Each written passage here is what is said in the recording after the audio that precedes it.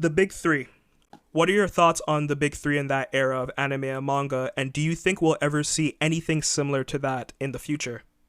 The big three for its time, it's not necessarily because it was the best thing that was coming out. It just it was so it's I think it's just spoke to just me being American. It spoke to and you can say this about anybody really, but I think it just spoke to us for some reason, for whatever reason. It was a cool factor towards it. Like everybody was trying to do Kamehameha, they were trying to do Rasengan, they were some people were doing the Guess Who Got 10 show. It was just so cool to us as kids. It will always have a special place in my heart, regardless of what I think about the quality.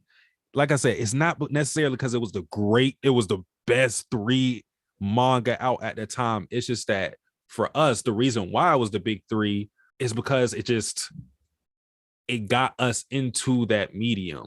It was special. So it had its time. As to like, will there be another big three? This kind of tough because there are series that are either as popular as those series or they're like on the cusp of it. Like Demon Slayer is kicking everybody's asses in sales, so that's already there. Like My Hero is crazy. Jujutsu Kaisen might get to that point too. The hype for Chainsaw Man is crazy as well. I don't think there will be another big three. And with like what I consider the big three, the reason why it was the big three is because of its ability to get us to branch out to other things.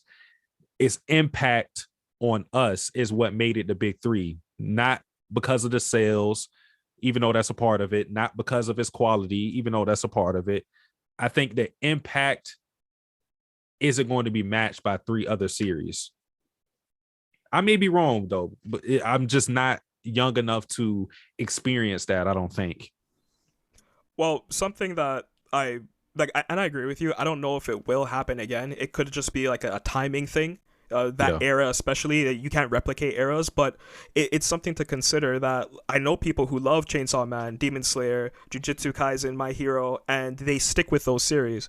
I read Mhm. Naruto and I loved it so much. I went to Dead Man Wonderland. I went to Tenjo Tenge. I went to all of these other series that really weren't like Naruto. I was going outside of shonen. It wasn't like, let me find more battle series. It was, let me find more anime.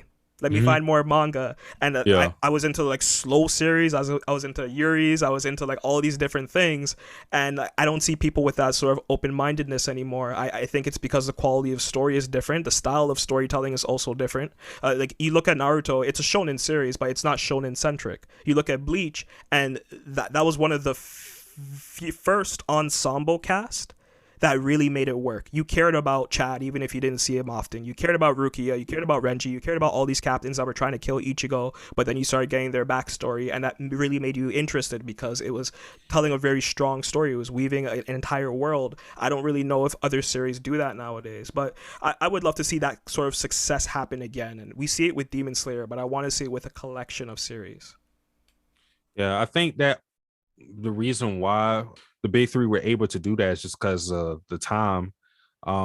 Those series were all of them above 500 chapters.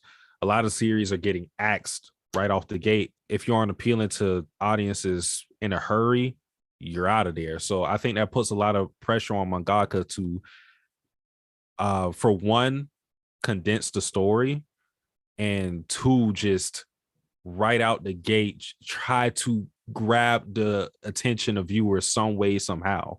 So I think I think the manga industry has a hand in that, and how people just enjoy things, because I think a lot of people, because there's so many anime and manga too, it kind of hurts it in a way that if you're not grabbing the attention of someone immediately, they'll just go, okay, I got another show on Crunchyroll to watch. Is that easy? You aren't stuck with anything.